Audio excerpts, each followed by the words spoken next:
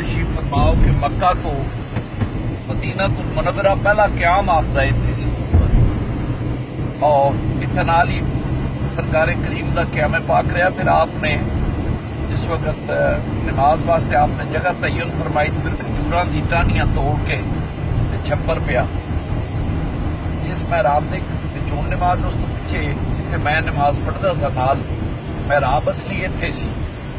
کونین کریم آقا علیہ الصلوۃ والسلام مسجد پاک جدو صبح نماز پڑھتے سن کئی دن رات بارش ہوتی سی تو پھر آپ داڑھی مبارک جہی سی وہ کچڑ لگ جاتا سی کیونکہ چھپر پانی کے اندر آ جاتا سی. اتنے حضور کریم نے قیام فرمایا اتنے تلے کنویں وہ تو پانی آتا سی. پھر آپ تشریف لے کے اس بیری تھلے بیٹھے نے. پھر آپ نے وصیت فرمائی کہ جدو میرا انتقال ہوئے اسے کنویں دا پانی آوے تے پانی چ بیری دے پتے پانا.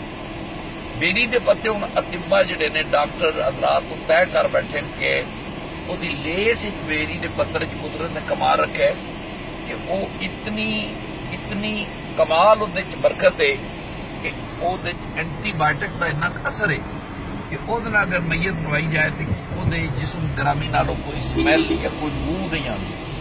یہ اصل سب تو پہلے آقا دو عالم علیہ الصلوۃ والسلام نے فرمایا کہ جس کنویں دا پانی میں پیتا ہے وہی پانی لیا نہانا لانا اسے بیری دے پتے لے کے آنا. یہ مسجد قباء پا کے سید کائنات علیہ الصلوۃ والسلام ایک دن ایک صحابی پاک نو ویکھیا تو بڑے کمزور و ناتواں ملے. آقا کائنات کو پوچھے بھی کیویں درد کی حضور میں عمرہ کرن گیا سن تے اودی وجہ نال کمزوری. آپ پہنچ جائے تو فرمایا میرا امتی اگر غلام اتنے 2 نفل پڑھ لوے گا کبا شروع پورے عمرے کا سواب لب جائے. اتنے 2 نفل پڑھ لے پورے عمرے کا سواب رحمت کریم علیہ الصلوۃ والسلام کا. اتنے قیام پھر رکھو آپ سرکار دو عالم صلی اللہ علیہ وسلم مسجد نبی شریف تشریف لے گئے درون مدینہ پہلے بیرون مدینہ جگہ سے قیام آپ کا.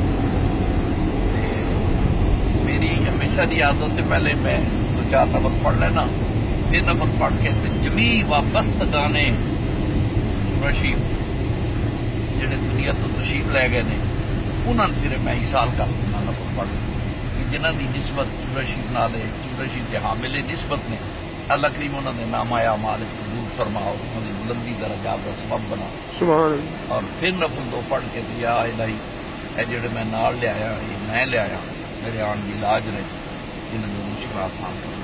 آمین.